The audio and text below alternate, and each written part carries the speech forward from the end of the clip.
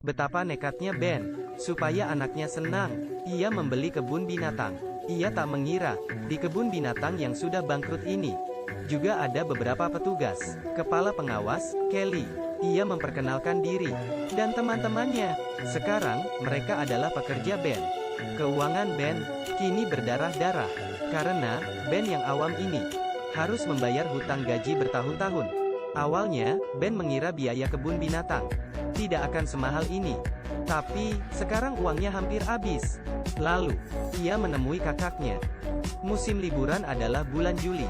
Kalau ia bisa lolos pemeriksaan standar, kebun binatang bisa buka lagi. Tapi, sekarang masih Februari. Masih ada waktu untuk memperbaikinya. Ben pun bisa menghasilkan uang nantinya. Tapi, Ben adalah seorang amatir. Bagaimana cara memperbaikinya?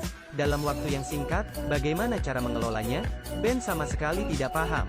Tak hanya itu, Ben masih harus mencari uang untuk memperbaikinya. Setelah dihitung-hitung, harganya melebihi budget Ben. Jadi, ia bekerja sendiri. Tapi, ia kewalahan. Pegawainya juga meremehkannya, dan mengira, ia sama dengan bosnya yang dulu. Mungkin Ben akan segera angkat kaki. Kakak Ben juga membujuknya. Sudah tua jangan banyak tingkah. Saat itu, Kelly bertanya tentang kondisi atap. Kakak Ben bertanya itu siapa? Ben menjelaskan itu adalah pegawainya. Kakak Ben berkata, aku mendukung keputusanmu. Malamnya, Kelly datang ke rumah Ben.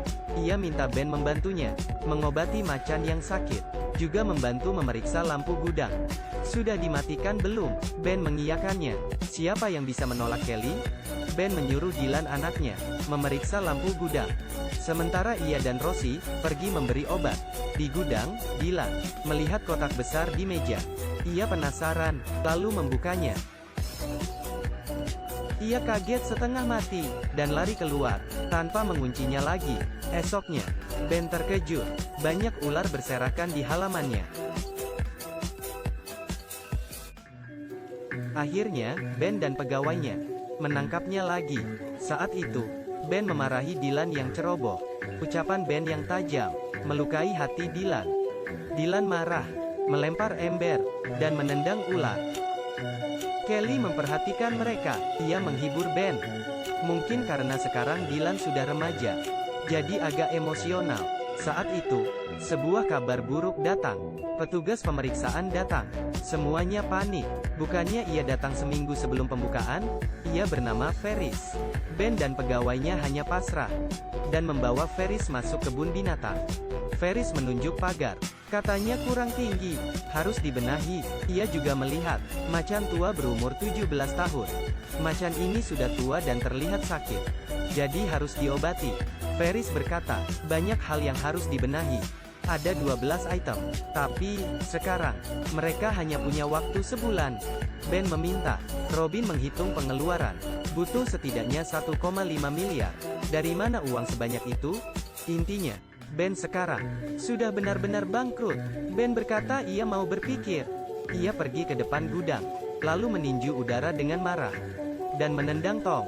Setelah puas, ia mendirikannya lagi. Melihat kelakuan Ben yang lucu, Kelly tersenyum.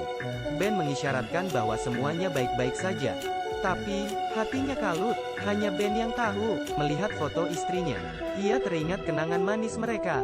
Selama bertahun-tahun, kematian istri Ben mengurungnya dalam duka. Ben merasa hidupnya tak lagi sama. Ia tidak bisa melupakan rasa cintanya yang besar pada istrinya yang telah memberinya kebahagiaan. Tapi, Tuhan malah mengambil malaikat penjaganya dan anak-anaknya. Ben merasa sendirian, tidak ada yang membantunya. Ben memakai baju yang dibelikan istrinya untuk merasakan sedikit kehadirannya. Saat itu, Ben melihat selembar cek tabungan. Ben segera menemui kakaknya. Setelah diperiksa, istrinya rupanya punya tabungan 1,5 miliar. Ternyata, istri Ben sudah menduga, mungkin Ben akan berada di situasi sulit. Untuk jaga-jaga, istrinya menabung untuk membantu Ben terakhir kali. Jadi, kalau mau investasi, berikan saja ke istrimu. Setelah Ben mendapat uang, semua orang sangat senang. Akhirnya, tidak jadi dipecat. Mereka mulai bekerja, membuat kebun binatang baru. Tapi, masalah tak henti-hentinya datang. Spark, si macan tua, yang sakit-sakitan, tidak mau turun dari batu. Ia juga sudah mogok makan sehari. Semua orang berdiri di depan kandangnya, tanpa tahu harus bagaimana. Ben sangat bingung, ia ingin masuk ke kandang untuk menjadi umpan. Kelly menolak usul itu, karena terlalu bahaya. Lily, pegawai termuda, bilang untuk membuat suara berisik. Mereka segera mengambil perkakas. Mulanya, Ben ragu cara itu akan berhasil. Tapi, ia mulai berteriak dengan keras. Tolong turun, jangan membuatku stres. Kamu kira aku bersedia memanggilmu turun?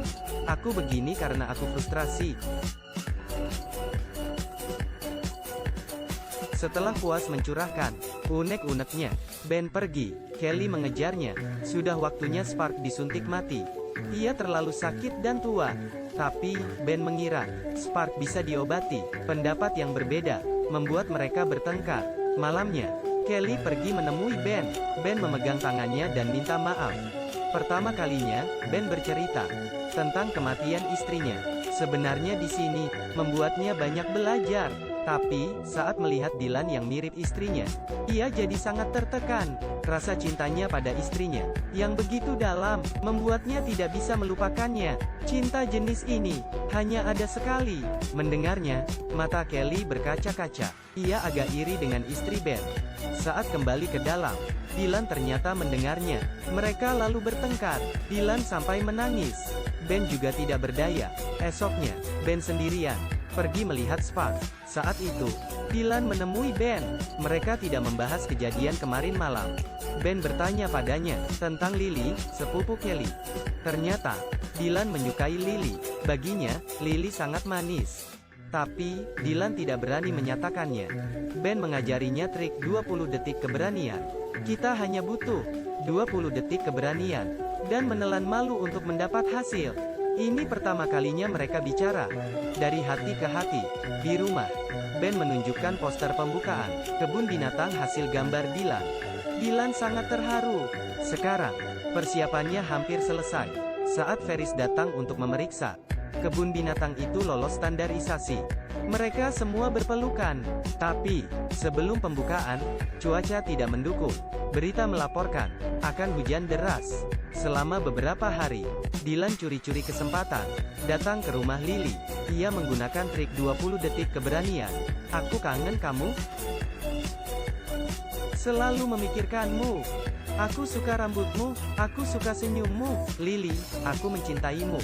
Setelah Dylan menyatakan cintanya, Lily terharu hingga tak bisa berkata-kata. Inilah cinta pertama, begitu indah. Saat seseorang berusaha keras untuk mencapai sesuatu, maka semesta akan membuka jalan. Hari pembukaan tiba. Ternyata, hari sangat cerah. Semuanya sangat antusias. Mereka menyambut di pintu gerbang. Tapi, setelah menunggu lama, tidak ada seorang pun yang datang. Dylan yang tidak sabaran, langsung lari ke depan memeriksa. Pasti ada sesuatu, pikirnya. Ternyata, sebuah pohon tumbang karena hujan kemarin, sehingga menghalangi jalan. Setelah Ben naik ke atas, ia melihat usahanya tidak percuma. Akhirnya, kebun binatang ini hidup lagi. Setelah mengalami banyak hal bersama, Ben dan Kelly berpacaran. Film selesai. Ben telah merelakan kepergian istrinya. Ia membawa kedua anaknya ke restoran tempat ia bertemu istrinya. Ia mendeskripsikan momen itu. Ben juga memakai jurus 20 detik keberanian. Ia gugup melihat wanita di hadapannya. Momen itu begitu hidup seakan istrinya hidup lagi. Istrinya tersenyum kepadanya. Film ini diadaptasi dari kenyataan. Ada kejutan, kisah haru, dan penyesalan. Mungkin di kehidupan nyata, mungkin kita tidak akan seberuntung Ben. Di hari pembukaan kebun binatangnya, 20 detik keberanian mungkin tidak akan membawa hasil yang baik. Apa kalian ingin terus takut dan tidak pernah mencoba? Ketakutan akan membuatmu melewatkan banyak hal. Sekali-sekali cobalah nekat. Dalam 20 detik, telanlah ketakutanmu dan cobalah bebaskan dan biarkan jiwamu bernapas lega.